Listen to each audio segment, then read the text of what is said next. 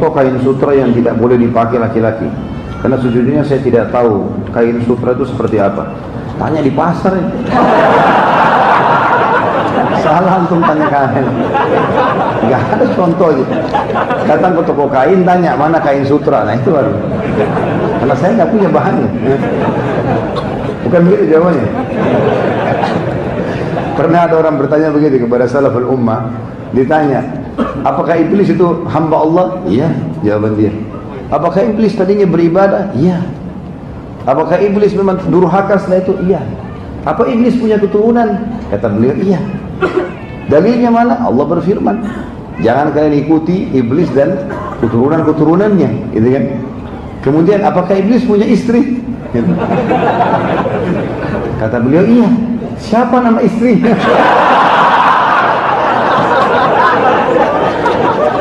Apa jawaban beliau ini? Dia bilang, saya tidak hadir perkawinannya.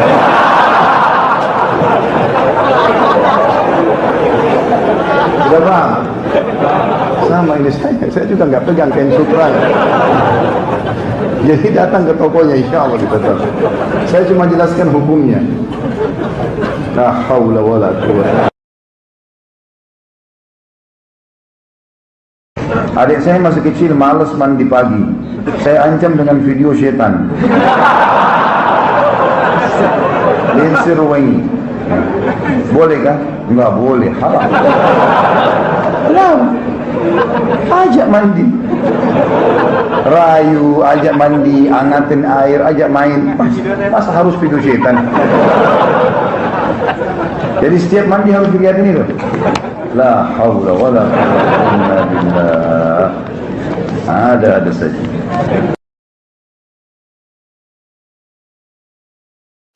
Masa lalu saya kelam, ahli maksiat, tidak pernah sholat, dan hobi dugem. Saya juga mantan pekerja bank.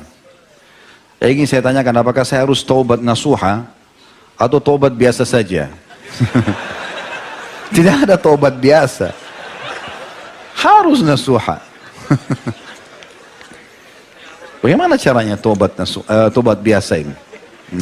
Apalagi antum masya Allah tidak sholat, hobi dugem ini segala macam, ya. Nasuha artinya serius, ya. Betul-betul meninggalkan, sudah kita jelaskan tadi. Jadi harus taubat nasuha. Yang kedua, apakah harus sholat taubat dan mandi taubat? Kalau mandi saya tidak tahu, ya. Yang saya tahu ada sholat, iya. Tapi taubat nasuha syarat tadi sudah disebutkan Syekh Utsaimin rahimahullah 5 hal. Tidak masuk dalamnya sholat. Tapi memang ada hadis yang menjelaskan tidak ada seorang muslim yang berbuat dosa, dosa kecil atau besar, kemudian dia berwudu yang sempurna lalu dia sholat 2 rakaat, kemudian dia istighfar, kecuali Allah akan ampuni dosanya. Kalau dia ingin sempurnakan dengan itu nggak ada masalah. Tapi tanpa sholat tobat pun insya Allah diterima, asal dia penuhi syarat-syarat tadi.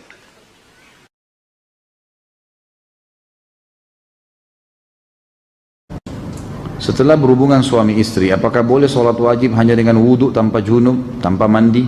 Nggak boleh lah. Ini iseng aja bertanya. Wajib mandi junub ya akhi. Atau mungkin yang nanya masih bujang kali ini. Belum punya pengalaman ya. Belajar dari Pak Yoyo ya.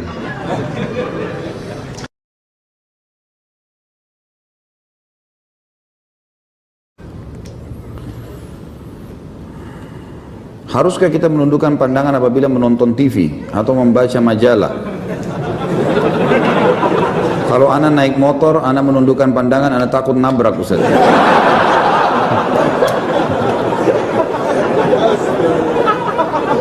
Ini nggak tahu, memang nggak paham bertanya atau iseng bertanya. Ya akhi, kalau lagi naik motor lihat jalanan, nah, lihat setir, tabraklah. Saya juga naik motor gitu kan.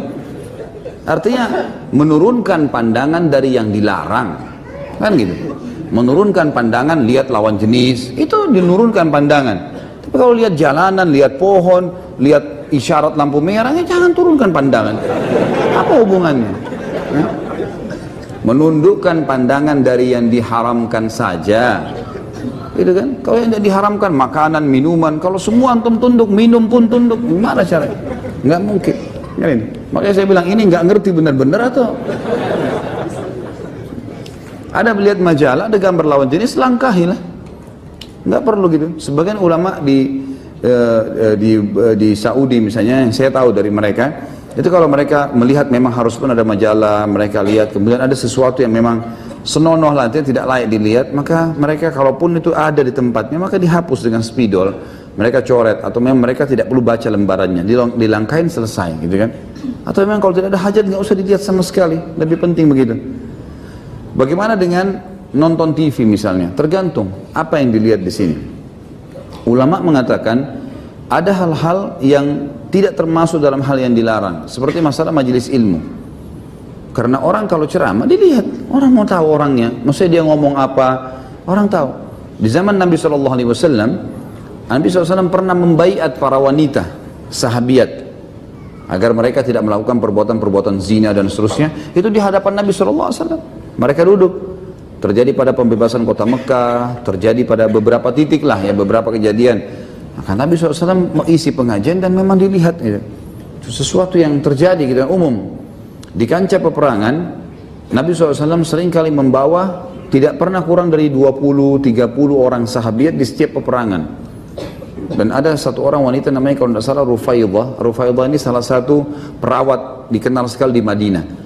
Jadi kalau ada laki-laki pun sakit dirawat oleh perempuan ini.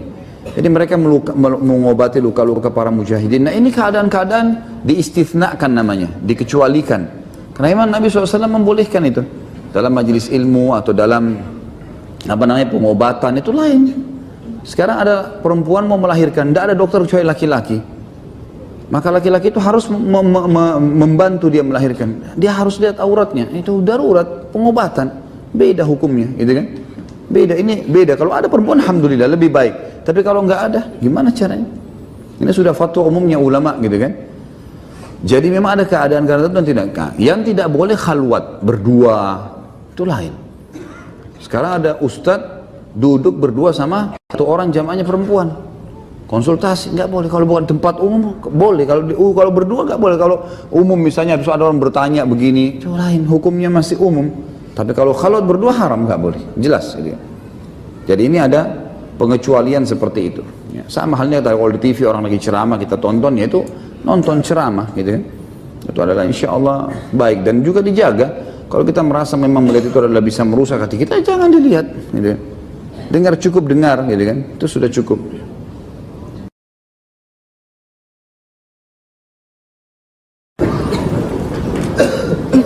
Apa itu khurafat? Apakah benar itu adalah nama seseorang yang diculik ke alam jin, lalu setelah beberapa lama dikembalikan ke alam manusia?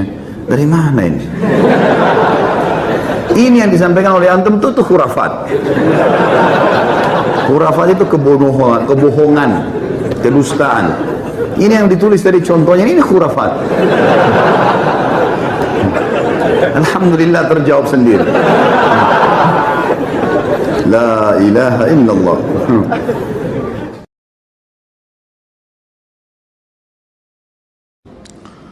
Bagaimana hukumnya berhubungan suami istri saat seorang istri membayar hutang puasa wajibnya di luar Ramadan?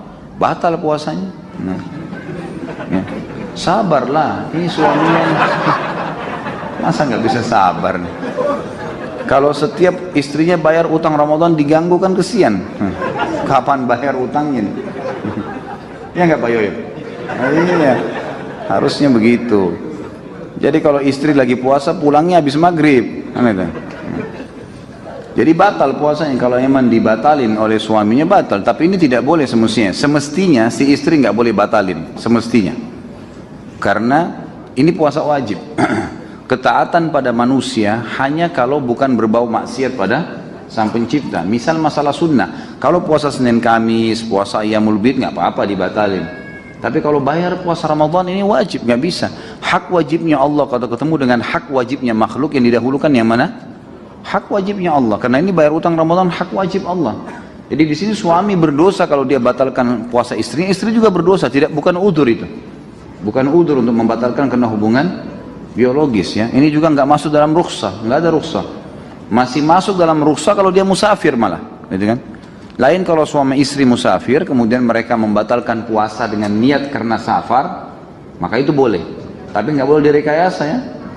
Jangan nanti gara-gara mau berhubungan biologis kita safar keluar yuk balik lagi.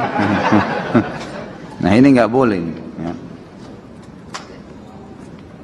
Tentu di sini kalau dia lakukan, Allahu alam. Pendapat ulama khilaf tentang kalau orang melakukan di bulan Ramadan suami istri maka ada kafarah kan. Selain dia membayar utang Ramadan itu, misal suami istri di siang hari Ramadan berhubungan biologis, batal puasanya. Tidak ada rukhsah, bukan karena safar, bukan karena sakit, juga bukan karena udzur, gitu kan. Maka kemudian mereka batal puasanya karena berhubungan biologis. Ini selain bertobat kepada Allah, bayar nanti utang Ramadannya di luar Ramadan dan juga kena kafarah. Kafarahnya itu bebasin budak, kalau nggak punya maka puasa 2 bulan berturut-turut, kalau nggak punya maka memberikan makan 60 orang miskin, gitu kan. Tapi kalau misal di luar Ramadan, kayak pertanyaan ini, di luar Ramadan, ini yang berselisih pendapat ulama. Apakah juga orang yang bayar utang Ramadan kena denda kafarah kalau dia batalkan? Ini pendapat ulama, ada yang mengatakan tidak kena, ada yang mengatakan kena. Tapi pendapat yang paling kuat tetap kena.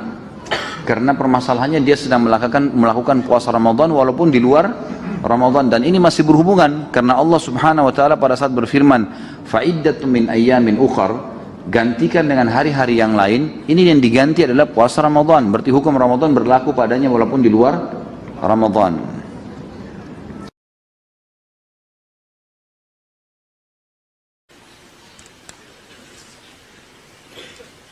Apa hukumnya ngefans dengan ustadz padahal saya sudah punya suami?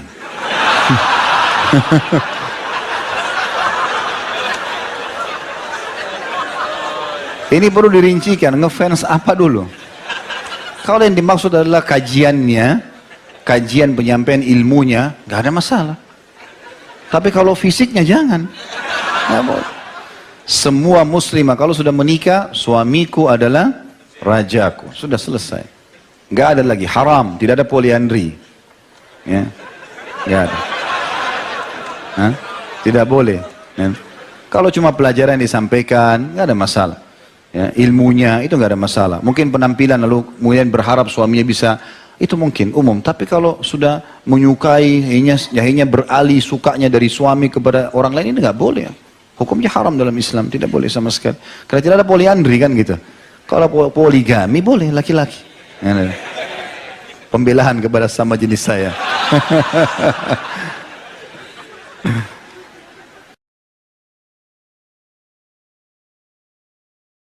Kalau di bulan suci Ramadan katanya setan dibelenggu, diikat. Tapi kenapa saya masih suka tergoda dan khilaf? Seperti batal puasa dan malas tarawih. Karena antum masih temannya setan. Setan dibelenggu masih bisa tergoda. La haula wala quwata illa billah. Ini sahib. Jangan tergoda, lawan kan syaitan. Sekarang saja kita bisa lawan syaitan, ya. Karena kan syaitan cuma bisikin ya, itu perempuan, itu laki-laki, disuruh lihat. Kalau kita nolak, kan dia tidak menjelma depan mata kita, dia cekik, kamu harus lihat. Apalagi Ramadan tambah lemah dia, gitu. Maksudnya jangan, apalagi sampai batal puasa ini luar biasa. Jangan batal puasa dan sugestinya, niatnya harus kuat, biar tidak sahur tetap mampu untuk puasa gitu kan. Dan sekarang ini saya yakin syaitan lagi goda kita semua teman. Godaannya standar. Ramadan akan tiba, puasa sebulan, panas, capek, lemes, loyo, 1000 bahasa. A'udzubillahi minasyaitonir rajim.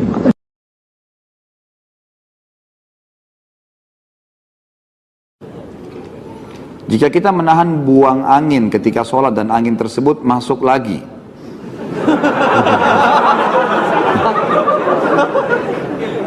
apakah sholat kita batal? Gitu. Sesuatu yang belum keluar dari tubuh kita masih dianggap bagian dari tubuh. Saya kasih contoh. Kan meminum darah haram ya, sudah kita bahas yang lalu kan. Tapi kalau gusi antum berdarah, kemudian ketelan, haram nggak? Kenapa tidak? Hah? Nah, sudah pintar. Karena belum keluar dari tubuh. Jadi kalau masih dalam mulut, ini masih dianggap bagian dari tubuh kita. Sama dengan angin tadi, belum keluar, antum merasa kayak masuk kembali kan? Nah itu berarti memang belum keluar.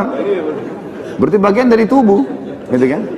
Hanya saja teman-teman sekalian, ada larangan untuk sholat kalau kebelet, kencing atau buang air besar. Masuk dalamnya adalah buang angin. Kalau antum merasa nggak enak mau buang air itu, jangan sampai sholat, nggak boleh, ada larangan. Nabi SAW melarang seseorang muslim untuk sholat dengan menahan dua keburukan. Maksudnya buang air besar dan buang air kecil. Allahu a'lam. Saya kira tadi nggak ada pertanyaan di bahasan ini. Rupanya banyak juga yang masalah kencing. Baik, subhanakallahumma bihamdika asyhadu an la ilaha illallah astaghfirullah wa atubu ilaik. Wassalamualaikum warahmatullahi wabarakatuh.